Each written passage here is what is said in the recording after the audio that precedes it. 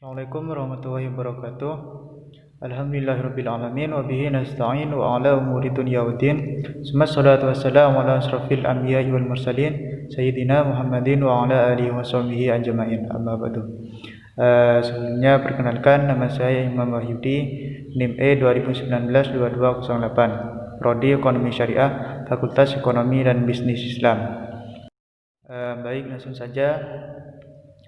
Hasil dari analisa materi yang sudah disampaikan, yaitu konsep dasar ekonomi Islam, pengantar ekonomi makro, dan kebijakan moneter dalam perspektif ekonomi Islam. Yang pertama, konsep dasar ekonomi Islam. Jadi sebelum itu kita bahas apa definisi ilmu ekonomi itu. Jadi definisi ilmu ekonomi itu merupakan sebuah cabang ilmu yang mana membahas tentang perilaku manusia untuk memenuhi kebutuhannya. Ilmu ekonomi itu membahas tentang perilaku manusia atau tingkah laku manusia dalam memenuhi kebutuhannya untuk sehari-hari atau untuk masa yang akan datang. Sedangkan definisi ilmu ekonomi Islam itu sendiri sama dengan yang tadi, namun dalam ekonomi Islam itu bertujuan untuk mencapai falah yang berdasarkan nilai-nilai Al-Quran, Sunnah, Ijma' dan Qiyas. Dari definisi ilmu ekonomi yang pertama, memang mempelajari tingkah laku manusia dalam memenuhi kebutuhannya. Namun berbeda dengan definisi ilmu ekonomi Islam, yang mana bertujuan untuk mencapai falah atau kebahagiaan yang zahir dan batin. Selanjutnya, perbedaan antara ekonomi Islam, kapitalis, dan sosialis. Perbedaan yang pertama yaitu dari segi sumber, yang mana ekonomi Islam itu bersumber dari Al-Quran, Sunnah, Ijma' dan Qiyas. Sedangkan ekonomi kapitalis hanya bersumber dari pemikiran dan pengalaman manusia.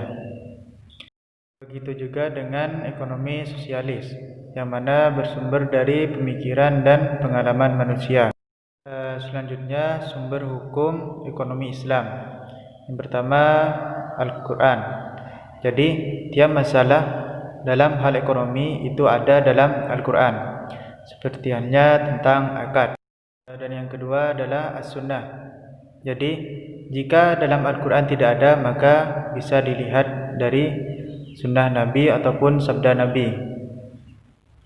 Dan yang ketiga adalah Ijma', yang mana Ijma' itu adalah kesepakatan para ulama dan para mujtahid. Yang keempat adalah Qiyas, yaitu menyamakan sesuatu yang tidak ada dalilnya dengan masalah yang ada dalilnya dalam Al-Quran ataupun hadis.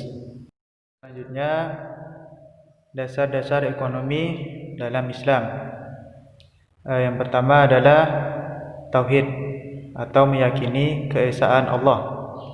Dan yang kedua yaitu as-siddiq dan amanah atau jujur. Dan yang ketiga, mengakui hak individu dan umum. Dan yang keempat adalah keadilan. Yang kelima, tawazun atau keseimbangan. Yang terakhir adalah tolong menolong. Beberapa prinsip ekonomi Islam itu bebas dari maisir atau bentuk judi, dan juga bebas dari gharar, tipu menipu, dan yang terakhir adalah riba. Ada beberapa karakteristik ekonomi Islam, yaitu terikat dengan kaidah syariah dan akhlak, juga hanya milik Allah dan manusia sebagai khalifah. Larangan maisir, gharar, dan riba.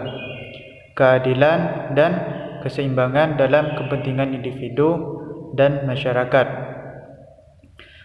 Dan juga keseimbangan kerohanian dan kebendaan. Yang terakhir, bimbingan konsumsi, petunjuk investasi, dan zakat. Selanjutnya, pengantar ekonomi makro. Sebelum itu kita pahami dulu apa pengertian ekonomi. Jadi ilmu ekonomi itu berasal dari bahasa Yunani, yaitu kata oikos dan nomos, yang artinya pengelolaan atau manajemen rumah tangga. Menurut Adam Smith, ilmu ekonomi itu merupakan cabang ilmu yang mana di dalamnya membahas tentang perilaku manusia dalam usahanya atau mengolah sumber daya yang mempunyai batas penggunaan untuk mencapai tujuan tertentu, seperti halnya kebutuhan kita sehari-hari, contohnya seperti makan, minum, uang, dan lainnya. Ekonomi itu memiliki 3 pembagian. Yang pertama, deskriptif, terapan, dan teori. Yang pertama, deskriptif itu adalah sebuah kajian yang memaparkan langsung tentang kehidupan ekonomi suatu daerah atau negara pada masa tertentu. Sedangkan ilmu ekonomi terapan merupakan cabang ilmu yang membahas secara khusus tentang penerapan teori ekonomi dalam suatu rumah tangga, seperti halnya ekonomi perusahaan. Dan yang terakhir, definisi ilmu ekonomi teori, yang mana di dalamnya membahas gejala yang timbul sebagai akibat perbuatan manusia dalam usahanya. Ilmu ekonomi teori itu memiliki 2 macam, yaitu makro dan mikro. Jadi apa definisi ilmu ekonomi mikro itu? Ialah ilmu ekonomi yang mempelajari perilaku konsumen dan perusahaan serta penentuan harga-harga pasar dan kuantitas faktor input, barang, dan jasa yang diperjualbelikan. Adapun definisi ekonomi makro ialah studi tentang ekonomi secara keseluruhan dan juga menjelaskan perubahan ekonomi yang mempengaruhi banyak masyarakat, perusahaan, dan pasar. Beberapa konsep dasar ekonomi makro yaitu pendapatan dan pengeluaran, pengangguran, uang dan fungsinya, inflasi dan deflasi, serta permintaan agregat dan penawaran agregat, keseimbangan IS dan LM, serta ekspor dan impor. Perbedaan antara ekonomi makro dan mikro, salah satunya dari segi ketenaga kerjaan, yang mana mikro kebutuhan tenaga kerja satu perusahaan, sedangkan makro kebutuhan tenaga kerja secara keseluruhan.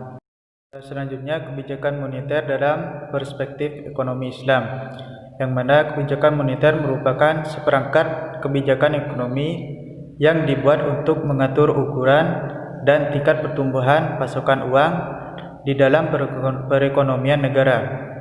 Jadi, kebijakan moneter adalah kebijakan yang dikeluarkan pemerintah untuk mencetak uang atau mengedarkan uang. Kebijakan moneter memiliki 2 jenis, yaitu ekspansif dan kontraktif. Adapun tujuan kebijakan moneter yaitu untuk mengedarkan mata uang, menjaga kestabilan harga, menjaga kestabilan ekonomi, meningkatkan kesempatan kerja, memperbaiki neraca perdagangan kerja masyarakat, distribusi likuiditas yang optimal, mempertahankan keseimbangan antara IS dan LM, dan yang terakhir pertumbuhan ekonomi serta pemerataan pendapatan. Kebijakan moneter memiliki beberapa instrumen, yaitu kebijakan operasi pasar terbuka, kebijakan diskonto, kebijakan cadangan kas, kebijakan kredit ketat, kebijakan dorongan moral, penyesuaian tingkat suku bunga. Dan ada beberapa mazhab kebijakan moneter dalam Islam. Yang pertama, istiqsaduna, yang mana pada awal Islam tidak diperlukan kebijakan moneter karena sistem perbankan hampir tidak ada. Dan yang kedua yaitu mainstream, yang bertujuan maksimalisasi alokasi sumber daya untuk kegiatan ekonomi produktif. Baik, itu saja yang dapat saya sampaikan. Kurang lebihnya mohon maaf. Wassalamualaikum warahmatullahi wabarakatuh.